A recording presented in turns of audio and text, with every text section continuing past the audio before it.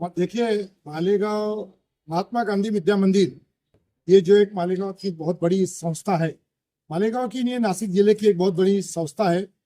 ये संस्था के मार्फत बहुत सारे एजुकेशनल इदारे चलते हैं पूरे नासिक जिले में।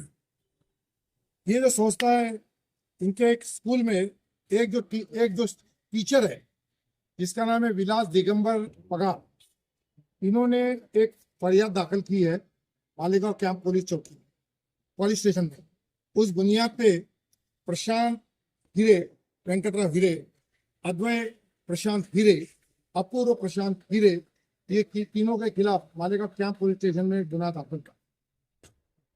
वो जो गुना दाखिल हुआ है, इस बेस पे ये तीनों आरोपी ने मालेगांव के सेशन कोर्ट में अटक पूर्व जामीन का अर्जी दाखिल किया, जिसकी कि 2 दिन पहले जो डिस्ट्रिक्ट जज, सेशन जज है यहाँ के मालेगांव के, पाटिल साहब, उनके सामने सुनवाई हुई और वो तीनों का अटक और जामीन कोर्ट ने नामंजूर कर दिया। इस केस की हकीकत जो है वो मैं आपको मुख्तसर में बताना चाहता हूँ कि जो विलास पगार है, इन्होंने ऐसी फिरियाद दी है कि उन्होंने वेंकटेश कोऑपरेटिव बैंक, जिसके डायरेक्टर ये तीनों लोग हैं, ये विलास पगार ने 7 लाख रुपया वेंकटेश कोऑपरेटिव बैंक से लोन लिया था और वो लोन का हफ्ता वो बराबर फेड रहा था।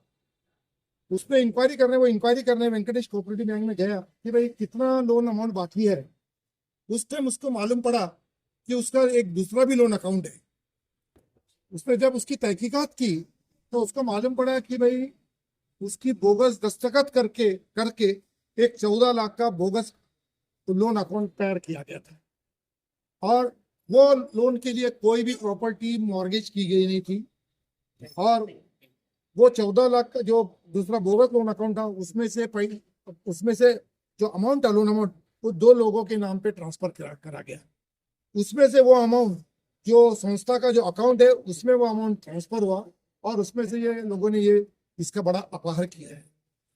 तो ये सब कोर्ट को हमने बातें बताई और कोर्ट को बताया कि अगर ऐसे परिस्थिति में अगर इनको अटक पूर्व जामीन दिया गया तो इन्वेस्टिगेशन रुक जाएगा। ये सब इन्फ्लुएंशियल लोग हैं, पॉलिटिकल लोग हैं, इसलिए पूरी तरीके से तहकीकात करने के लिए इनका अटक पूर्व जामीन नामंजूर होना बहुत जरूरी है।